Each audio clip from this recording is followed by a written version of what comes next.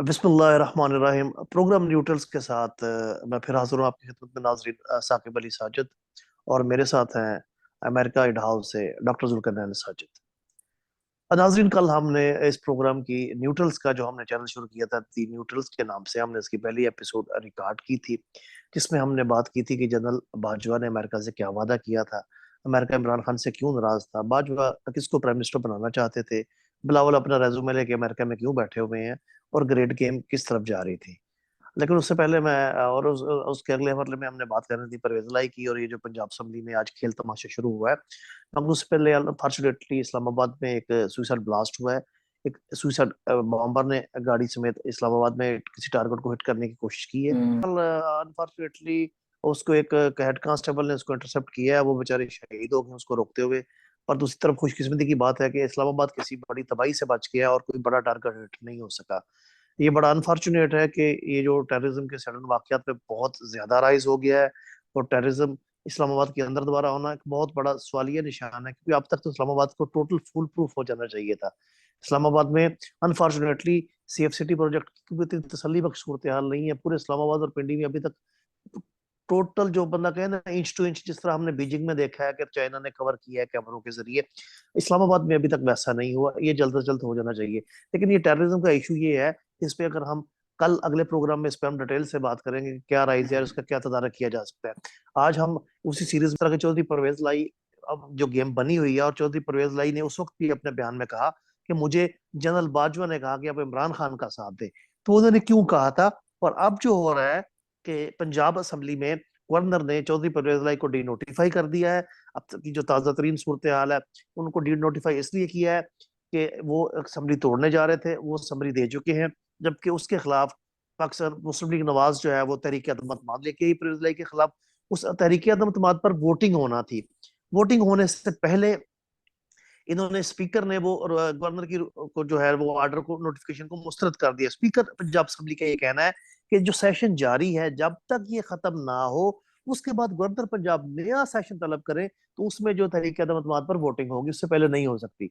मगर किस्सा मुख्तसर ये है कि अब इसको उन्होंने सस्पेंड कर दिया है, डी नोटिफाई कर दिया परवेज लाई को, और उनको कहा गया कि जब तक नए वजीर आला पंजाब का इंतखाब नहीं हो जाता आप उस पर काम जारी रखें। अब इस ये तमाम सूरत हाल में साकिब साहब, ये सेशन गालबन कोई 2 महीने से मुसलसल चल रहा है ना, जो इन्होंने डन कर देते हैं हर दफा। तो ये तकरीबन जब से ये अपना हमजा शहबाज को उन्होंने किया था, ख़त्म किया था अदालती नोटिफिकेशन पर, उससे बाद से अभी तक जो जितने भी सेशन है, एक सेशन में नून लीग के लोगों ने कोई हुल्लड़बाजी की थी परवेज अलाई की मौजूदगी में। ठीक है, परवेज लाई ने फिर उस वक्त कोई 18 से 19 एमपीए थे जो उन्हें कोई 15 या 20 अजलास के लिए मुअत्तल किया हुआ है। ठीक है, ये उसी के सिलसिले में कंटिन्यूटी है। अब वो अगर अदम एतमाद परवेज लाई के खिलाफ होती है, तो वो 18 जो मेंबर हैं जो मुअत्तल हुए हुए हैं कोई 20 सेशन के लिए, 20 या 19 सेशन के लिए, उनका क्या लाए अमल बनेगा? उसे अदालत की तरफ जाना पड़ेगा या वोट ऑफ नो कॉन्फिडेंस के लिए वो आ सकते हैं। ठीक है, मुझे जो बज़ाहिर लग रही है जो गेम, वो दो फैमिलीज की लग रही है। ठीक है, शुजात हुसैन एक तरफ है और परवेज लाई एक तरफ है। परवेज लाई के जो मेन जो सपोर्ट है वो मोनस लाई है। मोनस लाई जो है नेक्स्ट जो कैंडिडेट है, वो परवेज लाई ऑलमोस्ट 77 ईयर्स ओल्ड हो गए हैं। ठीक है, अगर फैमिली में पॉलिटिक्स रखनी है तो मोनस लाई का अगले सेशन में जो नया इलेक्शन होगा उसमें इन होना लाजमी है। ठीक है, तो ये जो एग्रीमेंट हुआ है, अभी जो लेटेस्ट न्यूज आई थी कि जी अगर जो परवेज लाई ने दस्तखत किए हैं असम्बली तोड़ने पे, वो इनके दरमियान पीटीआई और इमरान खान के दरमियान जो है, पीएमएलक्यू के दरमियान जो अंडरस्टैंडिंग हुई है वो 33 सीट्स की हुई है। ठीक है, अगर 33 सीट पे ये पीटीआई अपना कैंडिडेट नहीं खड़ेगी, पीएमएल क्यू को सपोर्ट करेगी, तो उस सूरत में जो मुझे लग रहा है कि वो नेक्स्ट कैंडिडेट मोनस लाई को बनाना चाहेंगे। क्योंकि अगर शुजात हुसैन की तरफ चला जाएं तो शुजात हुसैन की डोमिनेंसी होती है, क्योंकि जो जरदारी और नवाज शरीफ हैं वो वेटेज देते हैं अपना चौधरी शुजात को। परवेज लाई को इतनी वेटेज नहीं मिलती।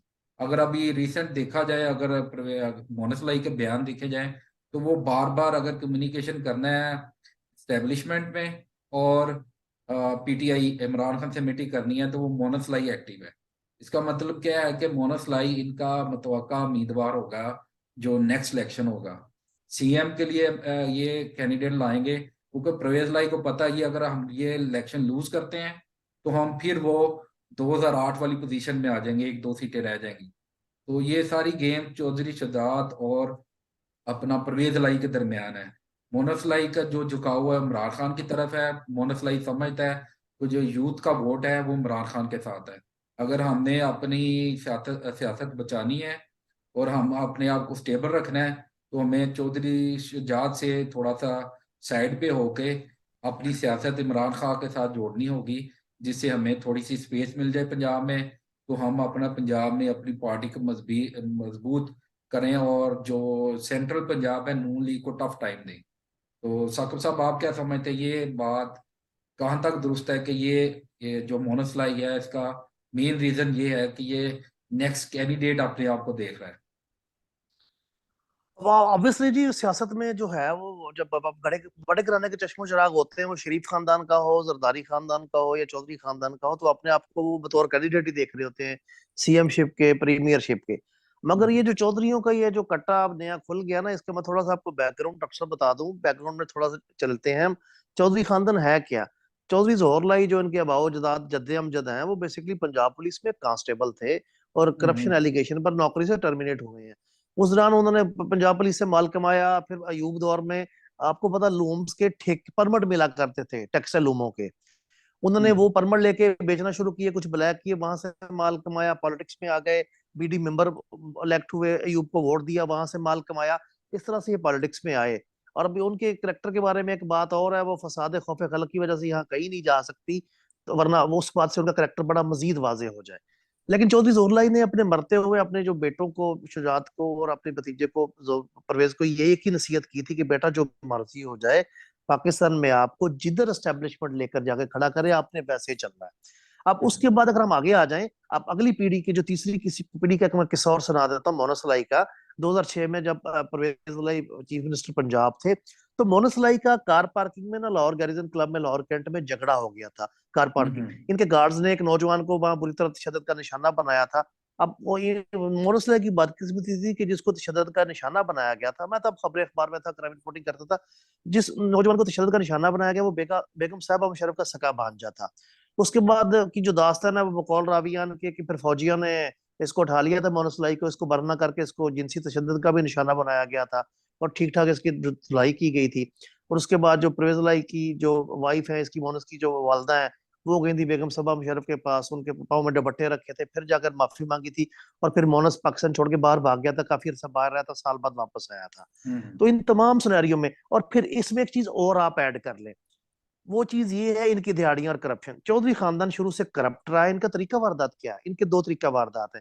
एक तो ये खुलकर माल कमाते हैं जब गवर्नमेंट में आते हैं। दूसरा इनका तरीका वारदात ये यतीम बच्चियां लेकर पालते हैं। यतीम बच्चियां लेकर जो पालते हैं, उनकी फिर ये शादियां कर देते हैं पीएसपी के साथ, डीएमजी के साथ। इस तरह अपना ना नेटवर्क जो होता है ना, नेटवर्किंग अपनी कायम करते हैं पाकिस्तान की ब्यूरोक्रेसी में, कि हमारी ब्यूरोक्रेसी में हमारी नेटवर्किंग रहे ताकि हमारे खाते चलते रहे। और इनकी जो बेसिक पॉलिटिक्स है वो होती है सिर्फ माल कमाने के गिर्द। और इनके बेशुमार केस जो है वो नैब में चल रहे हैं। अब मोनस के केस भी नैब में है।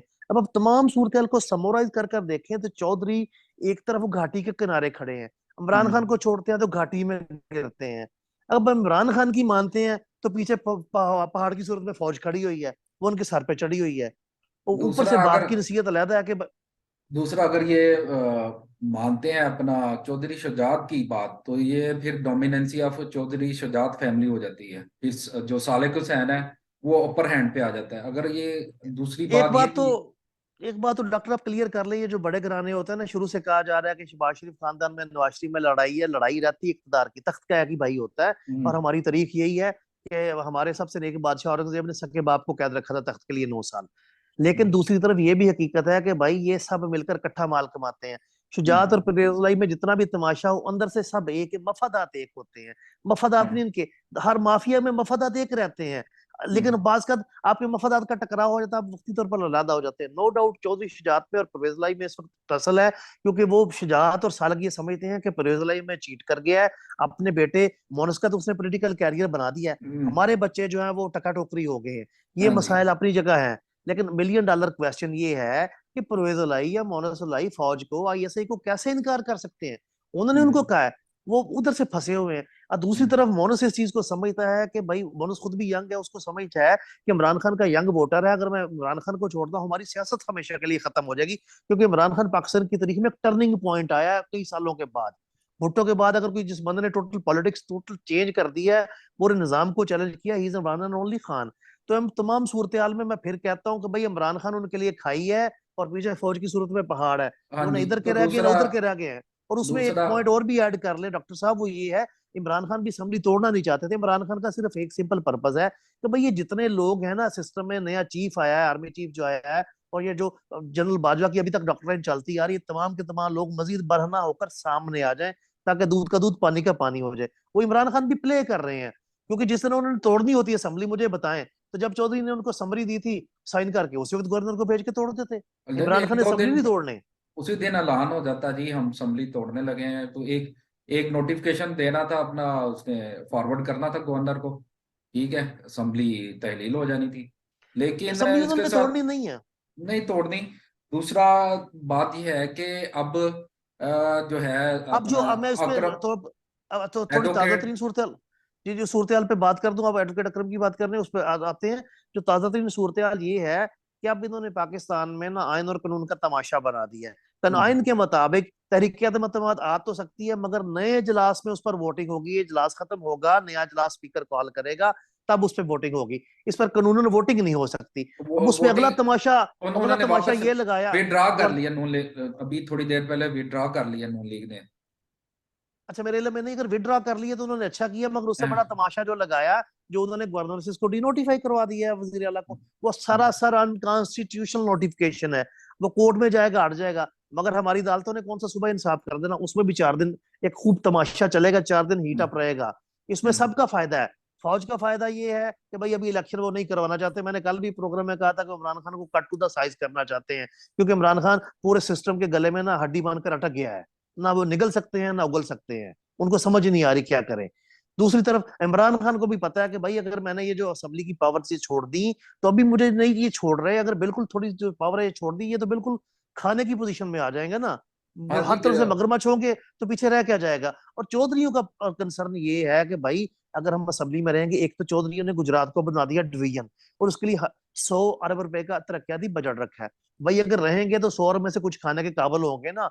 दूसरा, पावर में रहेंगे तो रूडा में जो रावी अर्बन डेवलपमेंट अथॉरिटी है, उसमें भी चौधरियों की जमीनों के लेन देन में बड़ी कहानियां सामने आ रही हैं। उधर से हाँ भी जी। माल जाएगा।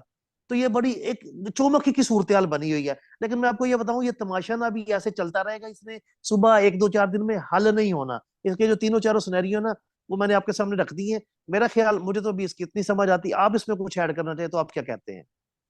नहीं, ये मसला यही है सारा। जो चौधरी है वो अपनी सियासत बचाना चाह रहे हैं और थोड़ा सा प्रलोंग करना चाह रहे हैं। गुजरात डिवीजन बना के वो जितना भी गुजरात की एमएनए एमपीए की सीटें हैं वो उसे करना चाह रहे हैं, लेना चाह रहे हैं किसी हर सूरत। तो वो इमरान खान से बार्गेन यही कर रहे हैं कि 3 4 माह डिले हो जाए। 2 तरक्याती फंड हमने एलोकेट किए हैं हफ्ताबाद में, ठीक है, जो ये अपना मंडी बहाउद्दीन और इधर दूसरे डिस्ट्रिक्ट में एलोकेट किए हैं, ये हम डिस्ट्रीब्यूट कर दें पैसे सारे के सारे। जैसे पैसे डिस्ट्रीब्यूट होंगे तो थोड़े से तरक्याती काम हो जाएंगे, तो हम इस पोजीशन में आ जाएंगे, विन विन की पोजीशन में आ जाएंगे और इलेक्शन जीत सकेंगे। तो वो असल में डॉक्टर परहेज लाई का ये कहना है कि आप उतनी देर में इमरान खान के जो हैं जो बुलेट्स के हैं वो हीलिंग हो जाएगी सारे, ठीक है, जख्म।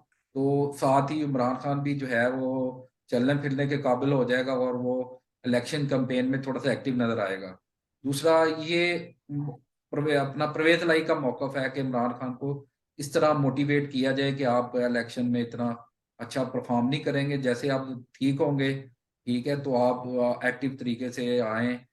मार्च या अप्रैल के बाद इलेक्शन की डेट लेते हैं। तो ये थोड़ा सा 4 5 महीने का ये जो है परवेज लाई मार्जिन लेना चाह रहा है। जी सागब साहब, आप आपकी क्या कहते हैं? जी जी, मैं तो पहले इसको पहले समराइज कर चुका हूँ कि कोई भी असेंबली ने फिलहाल नहीं तोड़ना चाहता। चौधरीयों का सबसे बड़ा स्टेक तो एक तो ये है कि उन्होंने माल कमाना है। उससे भी बड़ा स्टेक ये है कि भाई वो तो एस्टेब्लिशमेंट के कहने पे मूव करते हैं। एस्टेब्लिशमेंट जिधर कहेगी वो अपनी दुमुद्रा हिला देंगे। जी उनकी अपनी कोई जाती हैसियत नहीं है वो। ठीक है। और इमरान खान ठीक। उनको मजीद एक्सपोज करना चाहता है, सिस्टम को एक्सपोज करना चाहता है और चौधरी को एक्सपोज करना चाहता है। और इमरान खान के लिए सियासी तौर पर बेहतरी यही है कि वो अगला इलेक्शन अल्लाह अकेला लड़े, बजाय कि ये सियासी बैसाखियां जोड़ने के जो सारी उम्र। अब चौधरियों से वो क्या तवक्को की जा सकती है? अब चौधरी, अब मैं अब इसको एक समराइज करता हूँ प्रोग्राम को। अब तवाइफ को बाकरा नहीं बना सकते। चौधरी सारी उम्र करप्ट रहे हैं, ना वो नेक हो सकते हैं, ना ही वो इनकलाब पसंद हो सकते हैं। मेरा ख्याल इससे ज्यादा कुछ कहा नहीं जा सकता। जी ठीक। Thank you.